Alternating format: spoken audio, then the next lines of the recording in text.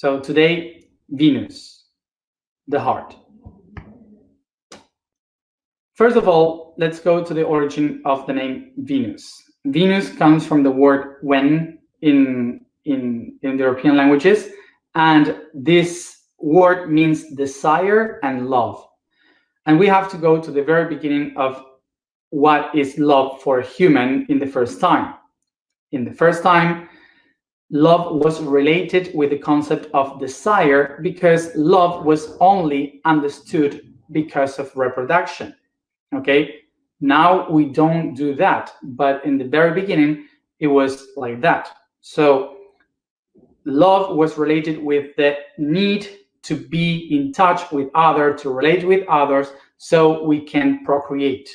This is why the word love and desire is the same, comes from the same root. These two, now we can understand it like desire being the unconscious point of view, and love the conscious point of view. The word Venus is also the origin of the word to venerate, to honor someone, but to venerate someone is to desire a lot someone or something or a god. So Venus is for the Romans, is the name of the goddess of love, of generation, of creation, of beauty, exactly the same as for the Greek, Aphrodite. So it's important to say that all the concept of this goddess, it was not a goddess by itself. It was a goddess that represented the whole, that put all together, all the moms together. Because for the ancient ones, in the ancient traditions, the mother was the main thing. The mother was the original element to create life. So everything was related to the mother, to the spirit of the mom. So it was sacred because everyone came from the mother. So all the mothers together created the concept of one great and sacred mother that was the goddess of life, the goddess of beauty, the goddess of reproduction, of sensuality, of life and love, and so on. So all the religions in the traditions of the ancient world, they honor the uterus, the womb, the belly of the feminine, the vagina, the boobs, everything, okay, of the feminine body, because it was perfect, because it was the mother of creation. And also, of course, this goddess, this concept represented sexuality, because in order for something to be born, you need sex. So sexuality, sensuality, and all these things were something sacred too.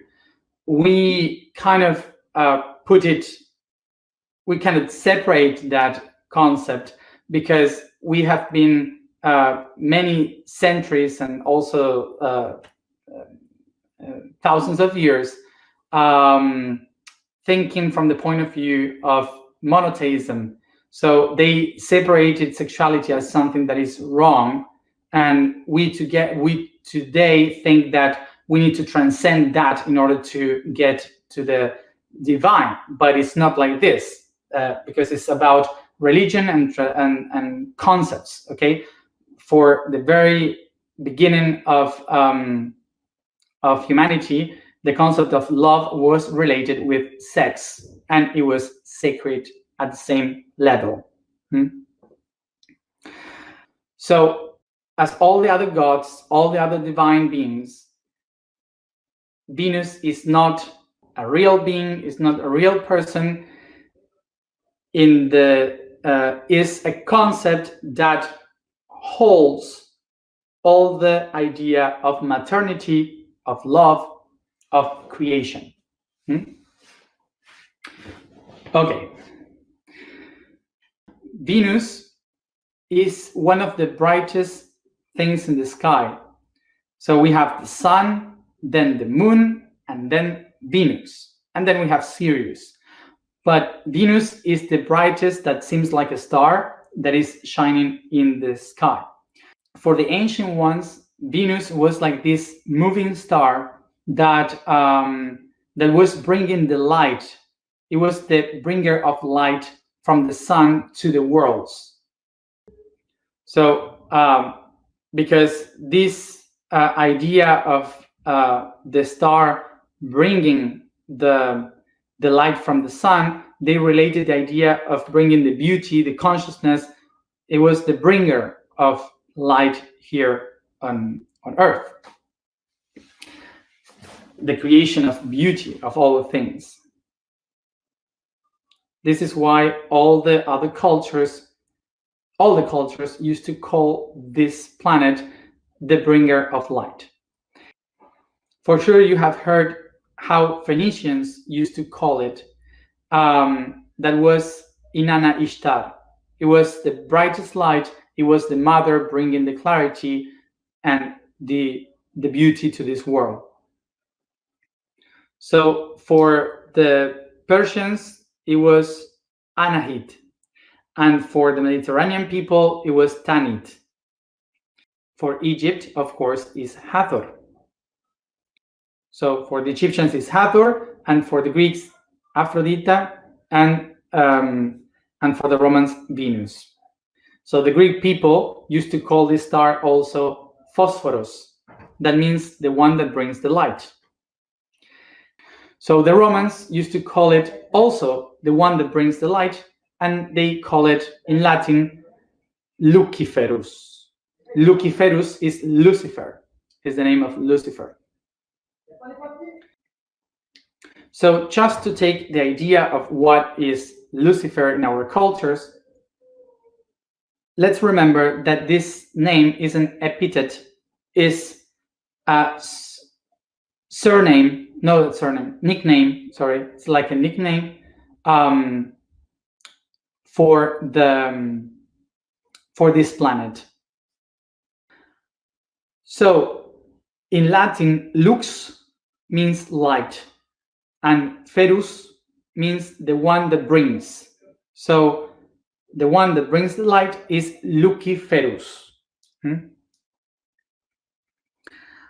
So the reason why we call the devil as Lucifer is because in the first moments, in the first traditions, the one that we now call the devil was the first kid, the first son of God. He was the first angel that was helping by bringing the light to each one of the planets. So he was doing that until there was a moment that itself, he said, I don't want to do this anymore. I want to do it in my own. So God said, how it's your own way. So Lucifer said, well, it's through the opposite. So it created the opposite side, which is the darkness. So that's how he tried to do it as an enemy, as in the opposite side. And that's in the Middle East, they call that the one that is against someone, they call it shaitan. And shaitan means is the origin of the word Satan. Okay, so that's why they started to call it like this. So it's not that Venus is related with this. It's just a story. Okay, that the names are related because Venus was doing exactly that, to bring the light. So remember that these beings doesn't exist by itself. They are concepts of things that happen in the universe, and we humanize the stories to understand what is happening in the skies. So Venus, from our point of view, will be related with this light because it's the closest planet that we have. So besides the sun and the moon, Venus is the one that brings that light to the earth, and is related with the water because it rises in the horizon, in the seas, in the desert. So it was related with the hope of life, and so on. So that's why we put that attribute to the star related to giving life, to bring us the beauty, bring us the life, the light from the sun, and so on. Remember that for us, the humans, we lived in this planet. We lived in this planet because of light. We moved through light. We survive because of the day, because we can see things. So the group can transcend, can live because of that, because of the light. So this is why for us, light is also a synonym of love, of all being together. And remember that for the ancient ones, love is related with the ability of seeing the other and to reproduce.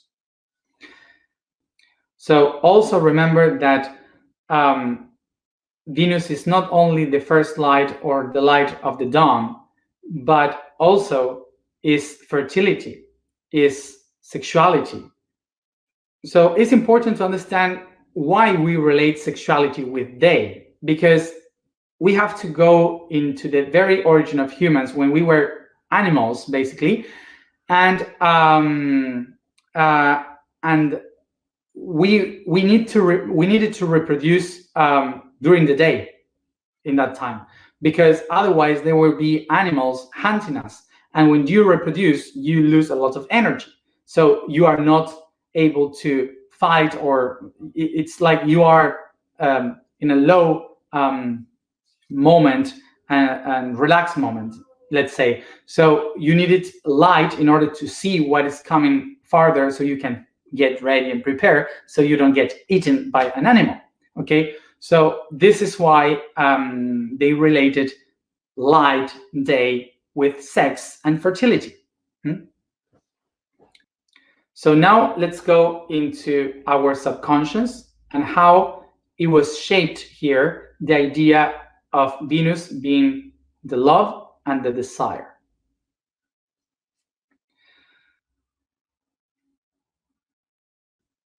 So Venus will be the ability or the need of humans to expand, to reproduce, to generate life. So Venus is related with this light, which is the one that takes us from one side to another, the one that pushes us, and is a summary of our whole life since the moment of sex, and then the gestation, the moment of birth, the growing, the reproduction, and so on. And it summarized the whole concept of life and fertility. So what we are doing with Venus is to project the same idea of impulse to create, to manifest in life, but in different states of consciousness.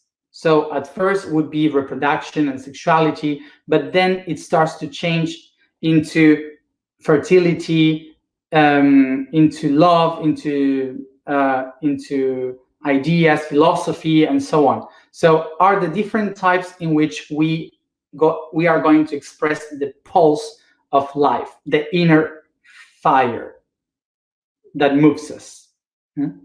So remember, if Venus is the one that brings the fire, that brings the light, this means that Venus is the one that brings the fire to intensify, to enlighten the inner potential that we all have within. And this inner fire is what we call usually Kundalini, is the energy of life that enlightens and push the transformation of our inner self, enlightening our inner power. So the first fire, the first part of the fire is the physical one, which is related with the strength, with the power of activating something. And by this power of action.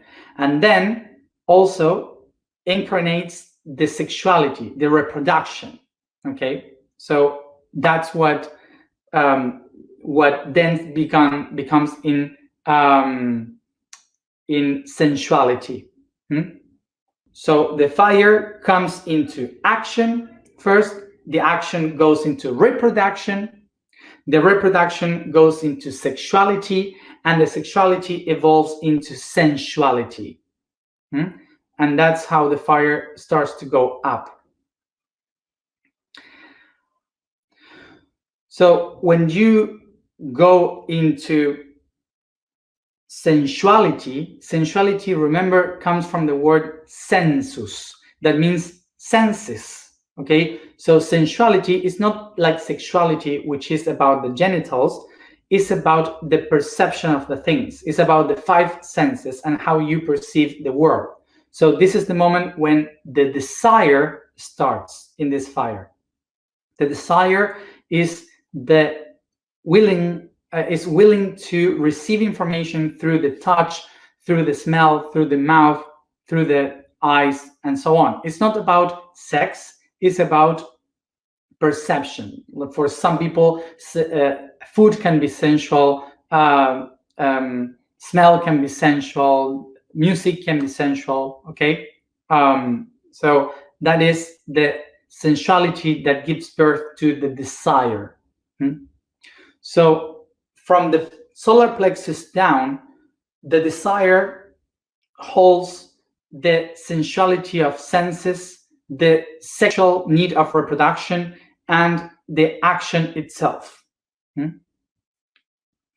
So once we go out of the solar plexus and we go up to the heart, the passion is the one that starts to activate. So passion is the will of giving, of sharing. The passion is the strength of sharing, of giving things. And below the desire is the need of having things, of perceiving things. So from the plexus down is all about desire to have things for me, and from the heart up we have the passion, which is to give from me.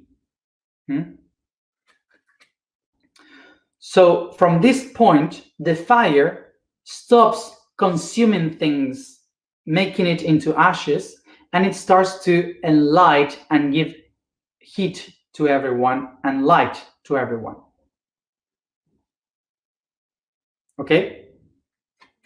So this is why from the plexus down, so the stomach, the intestines, we feel the need of consuming. We feel the desire of having things, and from the heart up, we feel the passion of learning, of sharing, of doing things, of creating things, and so on. So this gives us the idea that this energy moves by polarity. And polarity means that below we have an energy that is consuming, absorbing energy, and above we have an energy that goes and gives. And remember that the meaning of poles, of polarity, in Greek means axis. It's not two different things. It's only one thing with two sides. Okay? One negative and the other positive. The negative energy below and the positive up is not that the negative is wrong, is bad. The negative means that it's absorbing the energy, and the one up is expanding the energy. So the place where all the absorption of energy turns into expansion of energy is in between the solar plexus and the heart. Okay, that moment, that place is where everything turns in a different direction. So the energy of Venus is the one inviting us to find balance, axis, in between the two different fires, the fire that consumes and the fire that expands in ourselves. You cannot turn off one of the fires in order for the other one to turn on. You need both of them in order to work, in order to create, to manifest. So what we have to do is to know how to handle it, how to manage this energy so it can move properly. So here we have the two faces of Venus. The two faces were Lucifer and Satan.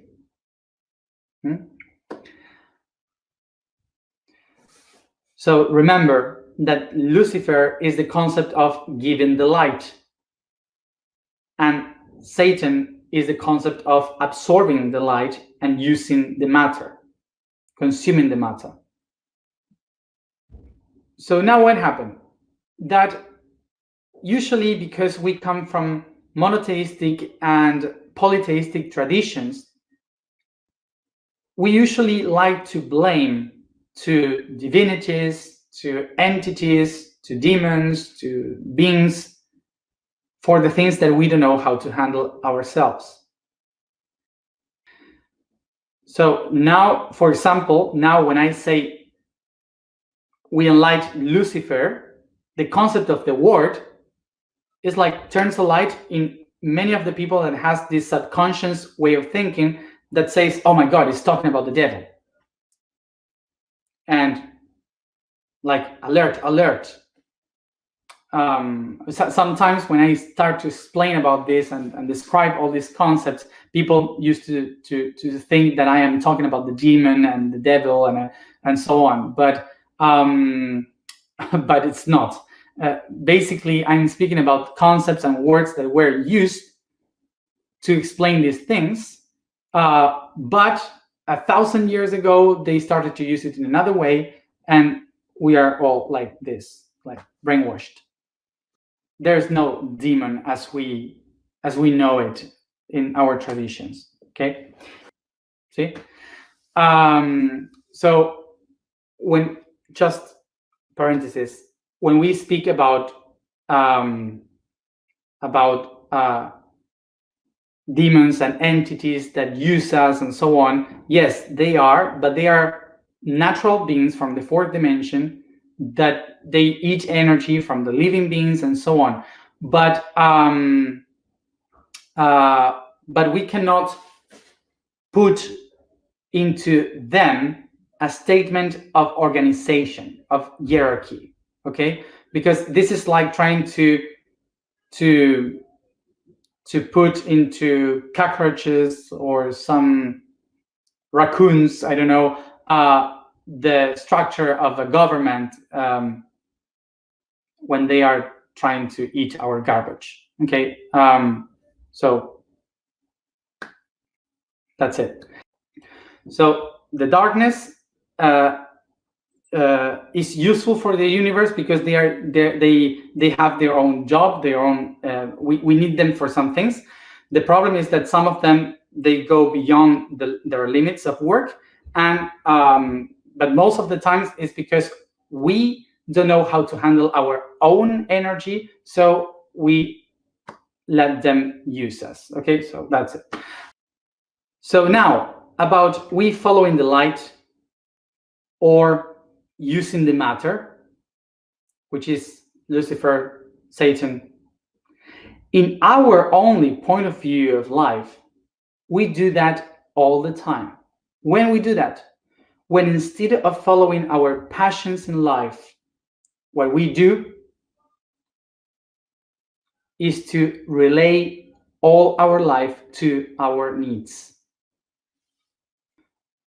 So, for example, when we know our passion, we know what we want to do, we know where we want to go, and we say, this is the place, this is the goal, and suddenly I say, no, but I cannot go there because I need to work, unless I'm not going to be able to eat.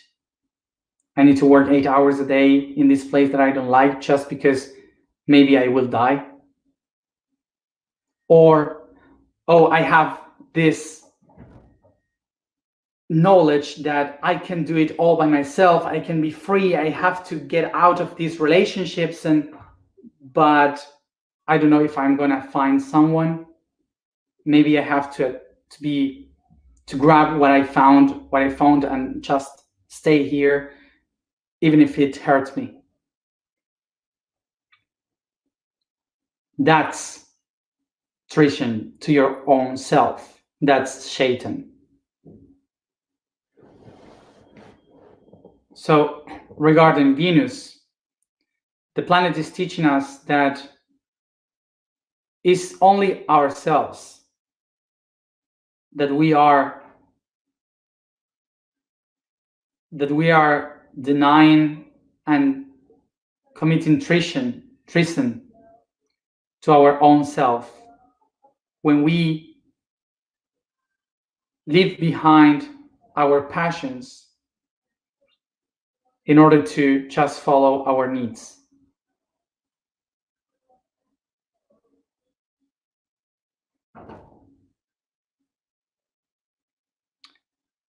Is our daily betrayal.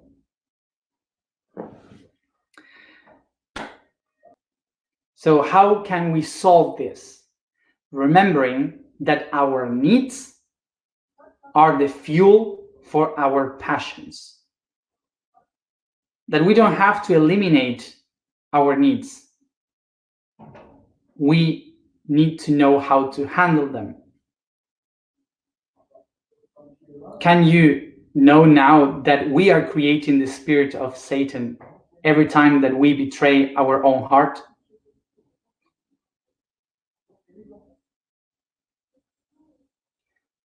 So when we know how to handle our needs in order to expand our passions, is when we can connect all the energy together.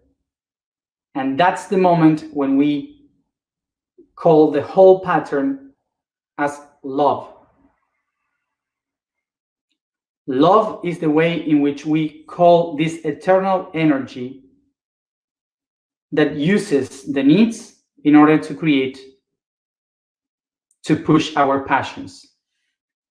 And I know that sometimes it's difficult to understand for some people because it's so cliche, the idea of thinking, yes, but how can I really manifest this just by thinking? Because I have to work to get stuff and so on. And something that most of people forget is that to say in this concept is that, yes, you have to work.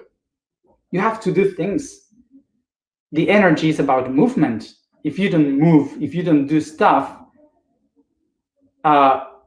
nothing will happen. It's not about co-creation. It's not about thinking and, oh, that's it. Co-creation is about co-create, to do things, and then they come back. But you have to move. You have to do things. You have to work. Love is free energy, but in order for it to move freely, you have to move. So it's not about, oh, I have to eliminate what I don't like about my job and so on in order to follow my passions. No, it's about how to put that together to know how your needs are able to fulfill your passions. But in order to get there, you have to go out of the idea that you need to choose in between one or another. So these two things are one. This polarity is one, all connected by love. And what this means, that if I don't love my needs, I am not going to be able to expand my love in the passions. I have to learn to love what I am here, my work, my sexuality, my way of eating. I have to learn to love the relationships, the attachments, everything. When I start to know how to love this, then I will be able to start to expand the love in my passions. let's go to the information for today.